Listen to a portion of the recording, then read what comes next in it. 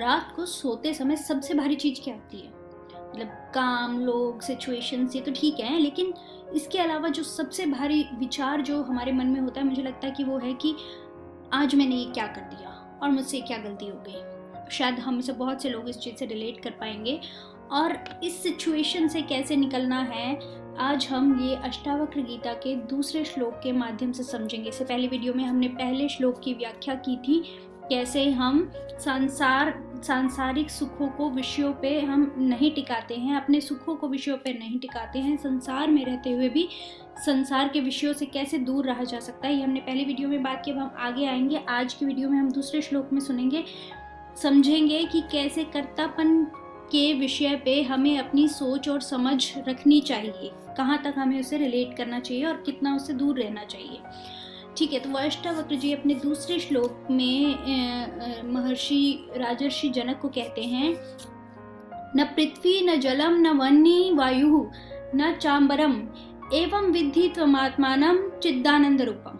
अर्थात न तुम पृथ्वी हो, न जल हो, न अग्नि, न वायु और न आकाश, तुम खुद को चेतना और आनंद स्वरूप मान लो। अब लोग कहेंगे ठीक है, ये सब तो किताबी बातें हैं ऊपर वाली, लेकिन इनका हमारे दुख से क्या संबंध है? तो ठीक है, असली मुद्दा क्या है, हम दुखी क्यों होते हैं, हम ये जान लेते हैं।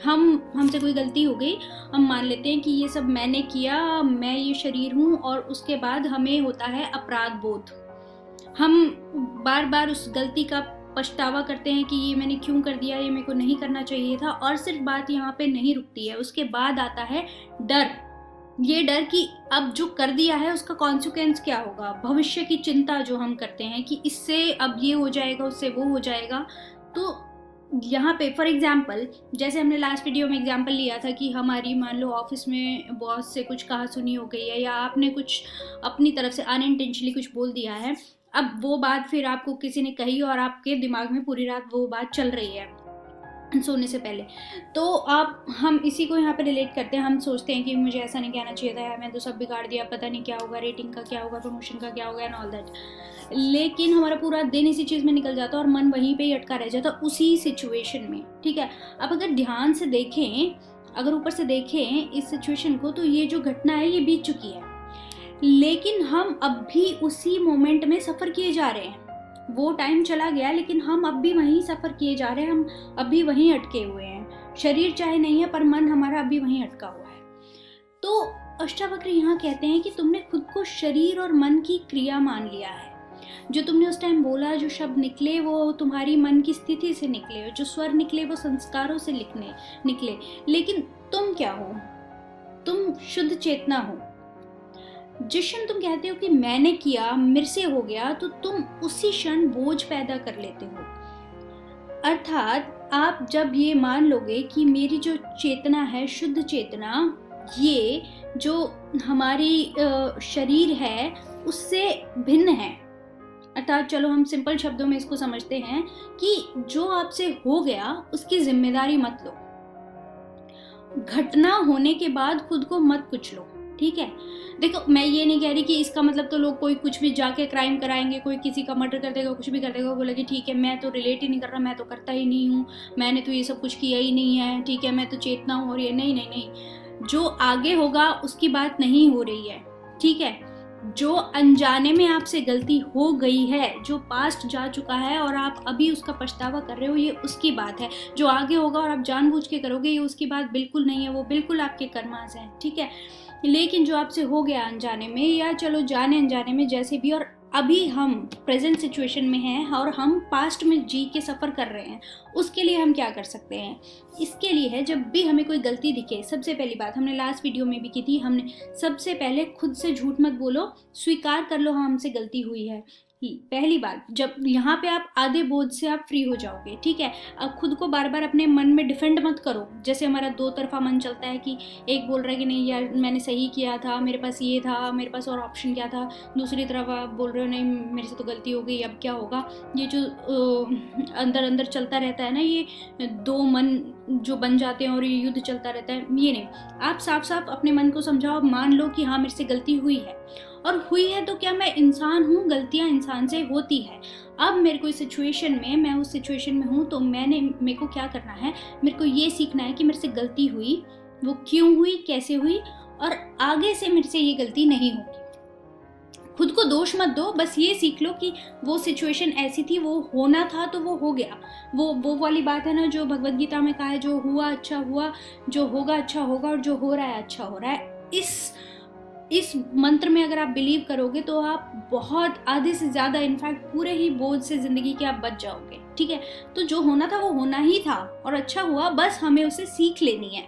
जो हो गया हमें उसे सीख लेनी है और हम आगे, आज हमने उसको एनालाइज किया कि ठीक है, मैंने ये बॉस को बोल दिया था लेकिन ये इस तरह से ठीक नहीं रहता। उस टाइम पे शायद मेरे को इतनी समझ नहीं थी, आज मेरे को उस चीज़ से, इंसान वही होता है जो गलतियां तो करता है लेकिन अपनी गलतियों से सीख लेता है। ठीक है, आप उस टाइम पे आप रात को बैठ के जब सोचो तो ठीक है, मैंने इसको एनालाइज किया और मैंने सीख लिया कि मैं आगे से ये नहीं करूँगा, इस तरह से ये चीज़ नहीं होती है, इस तरह से ये बात नहीं होती है। ठीक है, और यही अंतर है ज्ञान और पीड़ा में। एक व्यक्ति जो होता है वो उसी सिचुएशन को बार बार, ये क्यों हो गया, मेरे से ऐसे हो गया, मैंने ऐसे बोल दिया, ये सोच के सफ़र करता रहता है। वहीं पे दूसरा व्यक्ति जो ज्ञानी व्यक्ति होगा वो ये सोचेगा कि ठीक है, मैंने इससे सीख ले ली, अब वो टाइम मेरे कंट्रोल में नहीं है, वो निकल चुका है, मैं कुछ नहीं कर सकता, लेकिन वो जो हुआ उससे मैंने ये एक और सीख ज़िंदगी की ली, अब वो चैप्टर मैं क्लोज करता हूँ। मेरे लाइफ में उसका सिर्फ इतना ही रेलिवेंस रह गया है कि आगे अगर ऐसी वो वैसी या उससे रिलेटेड आसपास कोई सिचुएशन होगी तो मेरे को वैसे रिएक्ट नहीं करना है जैसा मैंने किया, और उसके बाद वो चैप्टर क्लोज, ख़त्म, जो हुआ अच्छा हुआ मान के और सो जाओ। जब इस तरह की समझ आ जाती है व्यक्ति में, वो मानने लगता है कि मैं प्रक्रिया नहीं हूँ, मैं साक्षी हूँ। मैं देख रहा हूँ कि किस तरह मेरी ज़िंदगी किस मोड़ से जा रही है। ठीक है, कभी कभी ये चीज़ नेचर के फ्लो में भी होती है, तो प्रकृति मेरे को कहाँ ले जा रही है, ज़िंदगी मेरे को कहाँ ले जा रही है, क्या क्या घटनाएं मेरे जीवन में हो रही हैं, मैं ये सब देखने वाला साक्षी हूँ। ठीक है, जो प्रक्रिया करने वाली है वो तो प्रकृति है। तो जब हम इस तरह की सोच रखते हैं कि वो सिचुएशंस हमारे सामने कभी कभी लाइफ में ऐसी होती है कि हम चाहते भी नहीं, हम करते भी नहीं, लेकिन आ जाती हैं। ठीक है, तो हर चीज़ हमारे कंट्रोल में नहीं है, और अगर हम सब कुछ कंट्रोल करने भागेंगे तो बट ऑब्वियस हम परेशान रहेंगे। लेकिन अगर हम उन्हीं चीज़ों को ऊपर से देखेंगे और एनालाइज करेंगे, साक्षी भाव रखेंगे, तो हम इन सब बंधनों से मुक्त हो सकते हैं। तो अगर हम इस तरह से सोचते हैं तो पछतावा हल्का हो जाता है, जो आने वाले भविष्य का डर होता है वो ढीला पड़ जाता है। ठीक है, कि मतलब ठीक है, जो हो गया हो गया, और जो आगे होगा वो आज मैं ठीक कर लूँगा या कल ठीक कर लूँगी, या जो होगा वो भी देखा जाएगा, क्योंकि जब जो हुआ है वो अच्छा हुआ, आगे होगा वो भी अच्छा ही होगा। आज तक भी तो सारी चीज़ें संभाली है ना, संभली गई हैं, तो आगे भी हो जाएंगी, कोई बात नहीं। ठीक है, तो डर भी इस हिसाब से ढीला पड़ जाता है, और जो आपकी नींद है, जो अच्छी वाली नींद है, वो भी लौट आती है।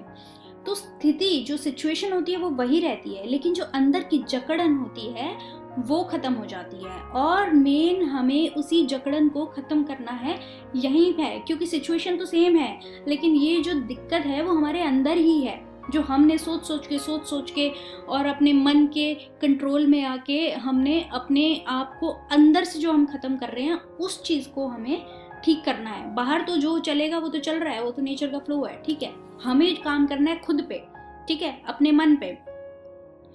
तो जो ऋषि अष्टावक्र का दूसरा श्लोक है वो ये नहीं कहता कि तुम गलत नहीं करते, नहीं, मतलब ठीक है, गलतियां तो होंगी तुमसे, लेकिन ये कहता है कि उस गलती को अपनी पहचान मत बनाओ। ठीक है, ये पूरी जिंदगी इसी चीज़ में, यार मैंने गलत कर दिया, मेरे को तो आता नहीं, मेरे को तो बोलना नहीं आता, ये सब ये नहीं करना है।